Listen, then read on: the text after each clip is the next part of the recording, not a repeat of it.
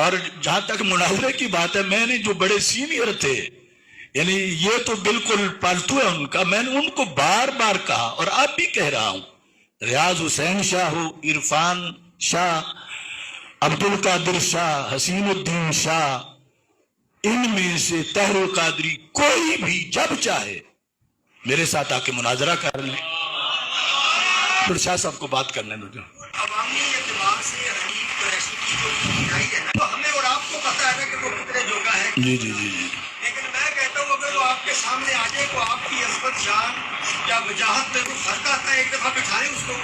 اس میں کوئی شک نہیں، یعنی عوامی طور پر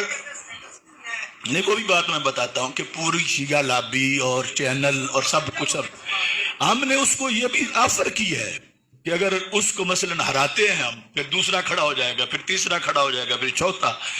وہ سارے اس کو اپنا نمائندہ نامزد کر دیں کہ اس کی ہار ہماری ہار ہے، اس کی جیت ہماری جیت ہے، تو پھر اس پر بھی بات ہو سکتی ہے۔ یعنی اس طرح ہر جو بل سے نکلے یا کماد سے وہ کہے میرے ساتھ مناظرہ کرو،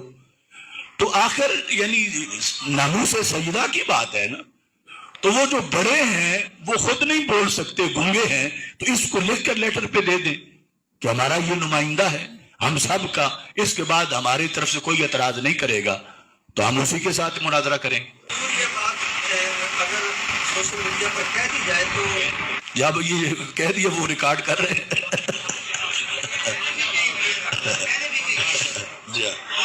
تو اصل میں یہ بات یہ ہے کہ